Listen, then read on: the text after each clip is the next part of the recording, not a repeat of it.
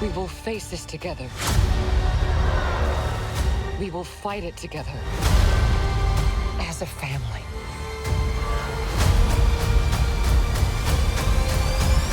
Hey, Mark Ellis with Rotten Tomatoes here with the cast of Fantastic Four, enjoying some of the snacks that are movie themed. How was the Pop-Tart, Pedro? It was delicious, actually. It looked like a prop, but it was real. I don't know how good it is for me, but it tastes. It was worth it. I know how good it is for you. Look, I hit it right here. So you didn't even know if it was real. So I guess that's one of the jobs. Is that one of the leaders of the Fantastic Four is you have to be the guinea pig to make sure what's a prop and what's real food. Mm-hmm. Yeah. Taste test. It's really good. Is it good? Yeah. It does look delicious. They gave me a box earlier. I'm going to dive into them later. For right now, this movie's about to come out. I want to ask each of y'all. It could be the world. It could be his answer as simple as Herby. What are you most excited for Fantastic Four fans to check out in this movie? I'm most excited for them to check out the dynamic that we didn't cultivate, just we experienced between us four. We spent a long time making this film and a lot of time together. And the film is called The Fantastic Four. And that's what I'm looking forward to then seeing. It was really impressive watching the chemistry between y'all. So there's a couple like pockets of chemistry that I was really excited to see. One was you, Joseph, and Vanessa, like that sibling rivalry. I have an older sister. I know how that goes. How did that dynamic come about on set? Vanessa and the rivalry was there from day dot, wasn't it? We're very competitive, myself and Vanessa. No, I don't know about the rivalry, but there's certainly, I mean, I've been an admirer of Vanessa's work for many, many years, and strangely, we didn't know each other before we started filming this. Weird. Even though we've got lots of mutual friends. So Hadn't even met. Hadn't even met, not once. So I was really honoured and excited to get into that with her. Yeah. So I asked your director, Matt, this as well. I'll give you the answer after I hear from y'all. Who is, like, every great sports team has, like, that glue person, right? Like, that good locker room presence. Who's the glue of the Fantastic Four, in y'all's opinion? Let's start with you, Vanessa. Oh my God, that's honestly, I think it's really shared. I don't think... Yeah, that's a trick question. That's a tricky one. But I think maybe it was set up for it not to be like that. Do you know what I mean? Because in a way, if you think about the group and in the comics and everything, they can't exist without one. Like they wouldn't defeat the things they did without all the different skills. So yeah. That is a trick question. Very diplomatic answers on the end. Pedro, Joseph, you all got a different take? Is there one person who's like the real glue? Oh, I think it's this one here. He's got a sudden twitch. He's developed a sudden twitch. I also think Matt chose Vanessa as well. Matt chose this young man right here. Ben is the glue of the Fantastic Four. Oh, the character. Oh, we thought you meant the actors. Character. Yeah, it's the Fantastic Four. Sorry, we thought you meant us. Guess what? He's messing with you. Oh, you meant characters. Then in which case, yeah, it's Ben. Oh, now it's easily Why is Ben. it Ben? Characters.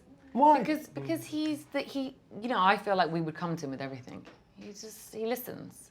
Yeah. Everyone else Holding is it down. busy and stuff. He listens. You got your head in the stars, you know. People, yeah. people, you're out bustling. putting out fires. Bustling. Having affairs. This guy's doing who knows what's going. Yeah, He's affairs. the one starting the fires. I'm at home. That's you know, true. setting the Okay. table. I got an apron on. I'm taking care of business back True home. glue. True glue. Yeah. All right, so if I give you all the keys to the Fantastic Four franchise, but you can't select any of your current team members, what are 3 other Marvel Cinematic Universe heroes that you would use in your Fantastic Four? Just go down the line. How many? You get 3. You're in this team, so who are your 3 starters? We want Black Panther. Yep. Can we have Spider-Man, please? I want an X-Men. Okay. Who do you want? I want Mystique. Mystique. You can have Mystique. Definitely. Vanessa. Black Widow and Yelena. Yeah. Get my girls. Yeah. Do we get 3 each? You No, can have that's one 3 of each the if you want them, yeah. Okay. And Wanda, because she's seriously powerful. I go for the women. I like where your team's I go going. for the women, yeah. Yeah. I guess I'm with the ladies as well. Mystique, Storm, and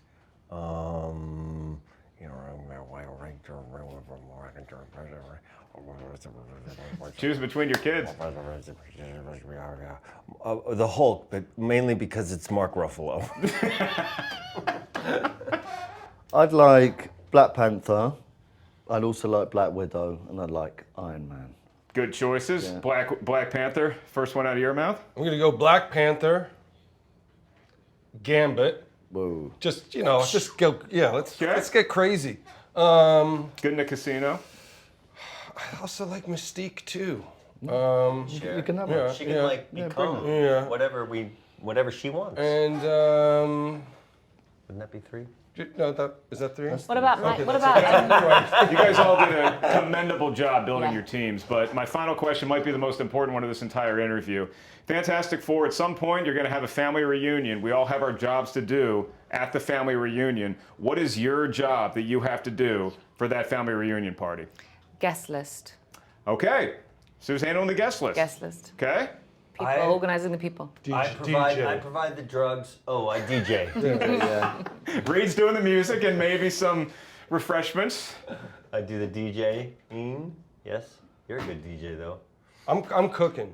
I'm making the snacks. And you're entertainment. Yeah. Yeah. There we go. Yeah. You're just the life of the party?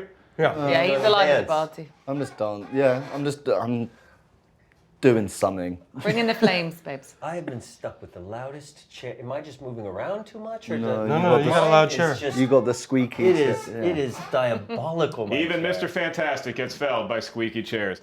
Are you the protectors of this world?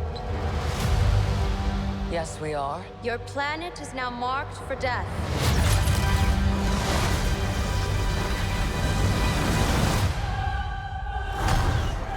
Hey, Mark Ellis with Rotten Tomatoes.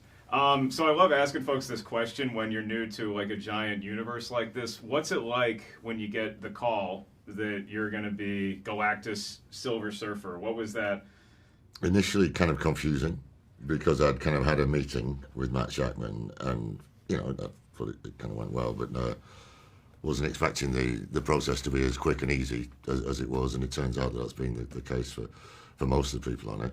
But yeah, you kind of get that and you think, oh my God, that's amazing. It's like, one of the biggest, most amazing jobs I've ever got in my life. And then you kind of go, oh my God. Yeah, I'm the first guy to play this character that means so much to millions of people and comic fans. So yeah, you're kind of constantly alternating between joy and pride and utter terror. I can't imagine Matt sitting down with you and being like, this guy isn't Galactus. Like, just hearing you talk, it's like, no, that's the guy. We can go ahead and stop the search now. Okay. How about you, Julia? What was it like for Silver Surfer? I mean, again, another character that comic book fans are so familiar with for so long. Yeah, well, stressful. But no, it was kind of a similar casting process. I met up with Matt. The meeting was, it was great. He's so lovely. And, and then I walked away and I wasn't really sure. I'm like, did he just offer me the role? But then I was like, no, that's kind of crazy. And then like a few days later, they're like, yeah, would you, do you want to do it? And I was like, oh, that was like an offer. Okay. Well, because it's so disbelief because it's such a big Fantastic deal. Four. It's such a big deal. So, no, but it was so exciting. But I've heard interviews with Joe and Ebon who tell same us thing. exactly the same story. It's like, But meeting, that's- and then a couple of days later, yeah, do you want to do it? Yeah, but that's also just Matt. Like he really, whether it's his casting process or just his directing style and the visuals, all of it, he really knows what he wants and he's very clear. And that is a superpower, especially when you're a director, to have a clear vision. So, did each one of you have like a favorite antagonist or villain from the Marvel Cinematic Universe from seeing the previous movies or reading the comics ever that you're like, oh no, that's the one that I got to top. Like that's my favorite right now. I don't know, man. I suppose for Thanos is a huge presence, kind of similar to Galactus. So I knew I had to get into that kind of ballpark, as it were. And like with Thanos too, I think that Galactus and Thanos are kind of like on a level playing field. But then you have this Herald in Silver Surfer, and your dynamic is so interesting to me because I'm watching the movie, and yeah, it's a villainous presence for sure. But I'm also like, this is like a boss employee, or this is like a it's mentor. a horrible boss. Yeah. Is he a bad boss or? I mean, he's, it's life or death sometimes. It's a lot of work. It's a lot of pressure. It's a lot of work. It's literally life or death, quite literally. The cosmos needs maintaining, you know what I mean? Yeah. How do you feel about your employee here? Is this like employee of the month material? I mean, it seems like Silver Surfer's working pretty hard for you. Yeah, well, up to the start of this movie, she's done really well, and millions of years of loyal service, and it's been great. And we'll just see how our HR review goes at the end of this month. I get employee of the month. That's what he's saying. The overall review.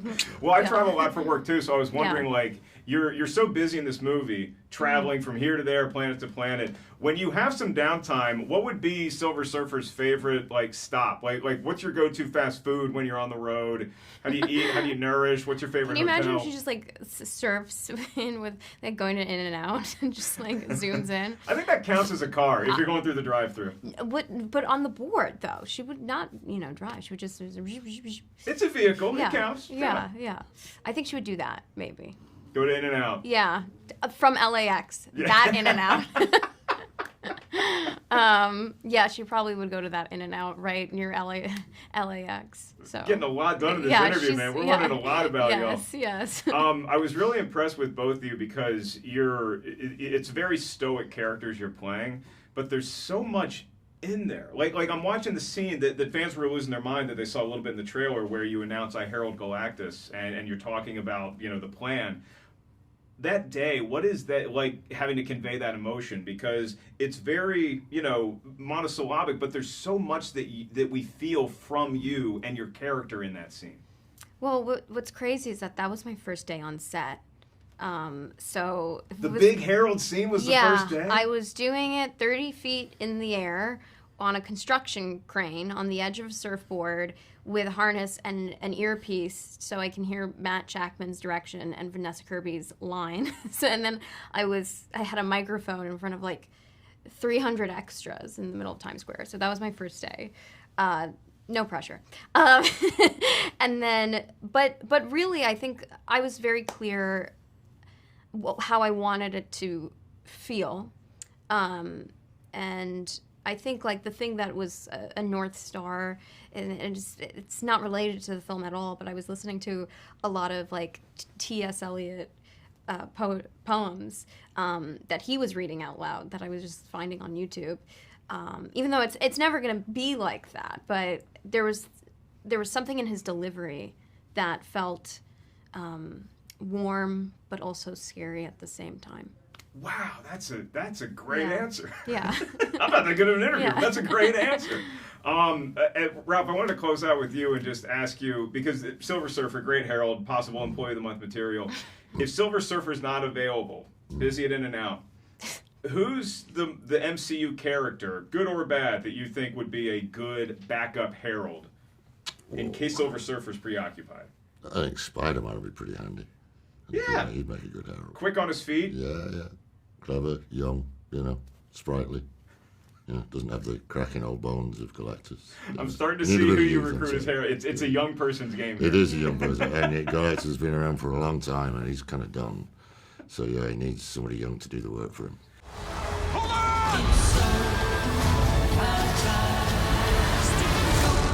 What time is it, Ben? No, Johnny. Say it! I don't wanna! Matt, it is such a pleasure to get to talk to you about this movie. The question I had as I'm walking out of the theater is, what is important about this dimension that lets you tell this story? How do you set up that world for this particular tale you're telling? Right, great question. When we put it in another Earth, in another universe, so that they could be the only heroes, we'd have a chance to focus just on this family. They're very public, They Sue runs the Future Foundation, which is like the UN. They're leading lights of their age. So we knew they couldn't exist in the main Marvel timeline, or else we would have known about them. They would have helped with Thanos. They would have helped defeat Loki. They would have been involved in all these big team-up efforts. So we had to put them in their own universe. But the benefit of that is, if you've never seen another Marvel movie, if you know nothing about Marvel, you can come see this movie and enjoy it because it's a fresh entry point. But if you're also a Marvel fan, you can come and enjoy the Mount Rushmore characters, the first family of Marvel, that they are really important to the Marvel story, history. And then there'll be in Avengers movies coming down the line. Which is so exciting that they get incorporated into this larger world. But like you said, I mean, one of the things I really took away from the film is I felt like I didn't need to do any homework, so to speak. I mean, I've seen all the other Marvel movies, but to have a movie that feels like such a fresh slate has got to be exciting. But then you also have these core characters that people have been loving for generations. So you're making a film and you want to please them, the hardcore fans. You also want to please everybody who's going to the movies to see a flick that weekend. Yeah. What's like the one essential factor or trait of the Fantastic Four that you wanted to make sure we got on the big screen? Well, they were a bold and original idea when they were created in the 60s by Jack Kirby and Stan Lee. Marvel wasn't doing so well. They were struggling. And this was their one big shot to kind of reinvent the company. And they decided to focus on a superhero team that was a real family. And this was a crazy idea. No one had ever done that before. And then they were popular immediately because they were so relatable. You know, here we have a husband and a wife, best friend, a brother and a sister, and we can all relate to that. And so I think the specificity of getting that family right was super important in making this movie so that people could see themselves reflected in it.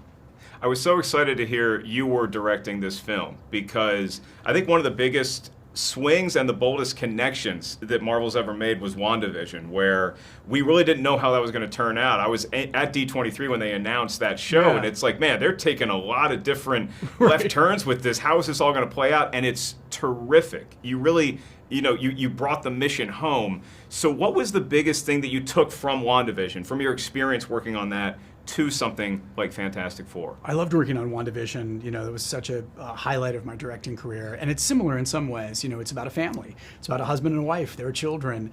They are a real family who also happen to be superheroes. And it was a very stylized and specific world.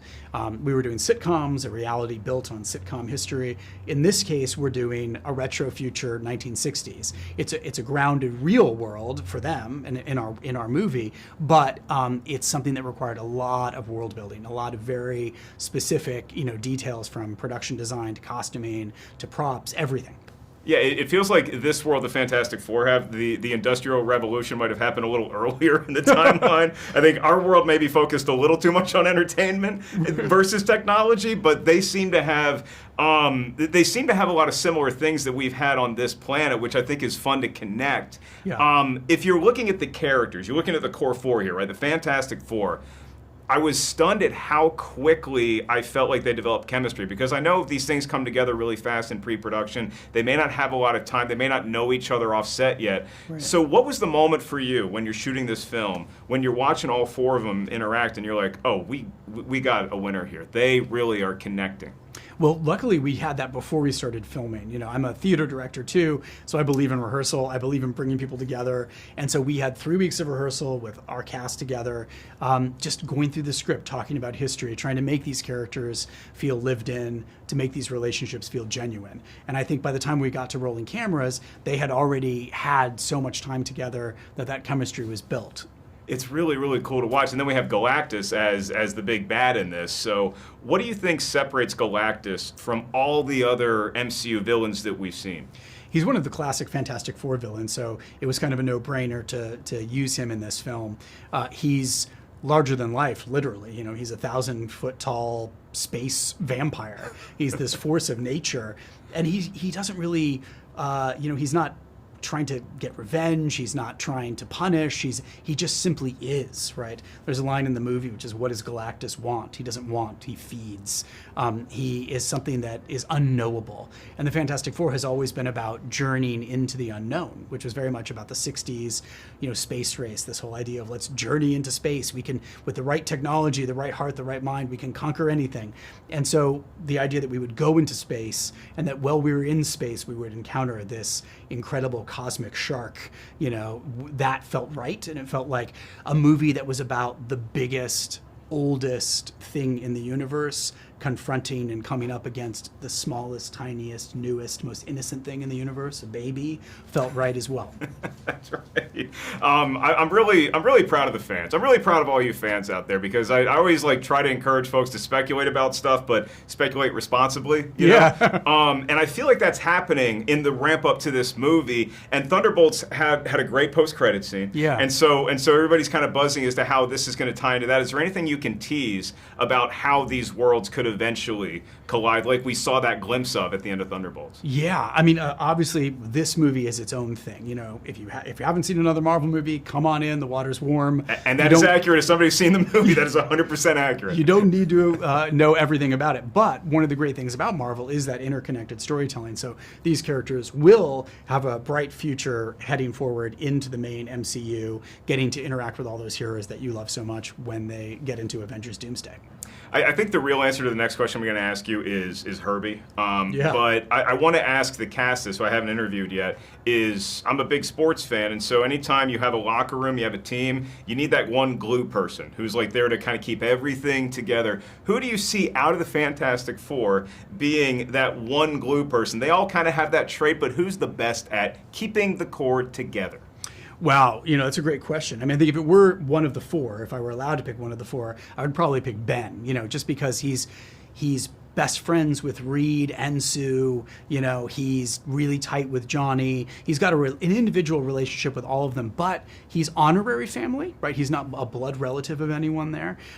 So it allows him to have that kind of perspective. And I think he's also a wise character. He's gone through a lot. He's a kind guy.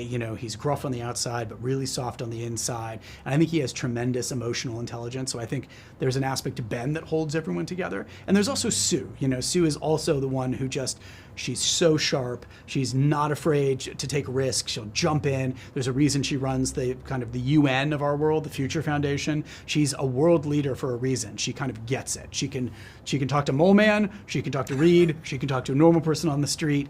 She gets it. So both of those two, I think, are key to the four functioning. Herby is great. He's definitely there.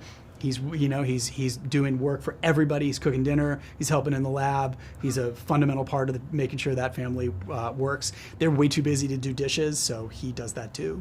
He's put upon. I've always said R2-D2 is the real hero of the Star Wars universe, and Herby is coming up clutch every turn in this movie. I guess my last question for you is, if you look at the Fantastic Four, right? And you have the husband and the wife, some of their interactions, they're very intimate that we see in here. And your theater background makes all the sense in the world, because it really felt like there's a couple times here where I'm watching a stage play. Right. And it's close quarters, and they're having these real deep discussions. Is there a couple here on this earth that you would compare them to that you've seen in TV or movies throughout the years? You're like, oh, that's a little like... Interesting. Yeah, I mean, I would hope that it would feel like everybody's couple. Everybody understands how relationships work. We've all been in there. That situation, and I wanted them to feel as real as possible. They're very, very different, and that's a common thing, right? Opposites attract. He's very cerebral. She's very outgoing. They complement each other in a great way. But oftentimes, people who come together who are very different have a child, and all of a sudden now you have a common project to raise this child, and you realize, wait a minute, you have a different approach to this than I do. I don't always agree with you, and you have to negotiate and navigate a new situation, right? And so that's part of it. How does a baby change a couple's dynamic? How does it change a family? And having that be as real as possible. And yes, there are definitely scenes in this movie that wanted to be as close to my own experience of marriage too. Which is that marriage is it's an intimate process. It has its high points, like when you find out you're pregnant, to those other lower points where you're arguing over like the smallest things and the biggest things. And I really wanted Reed and Sue to feel like a very relatable, real couple.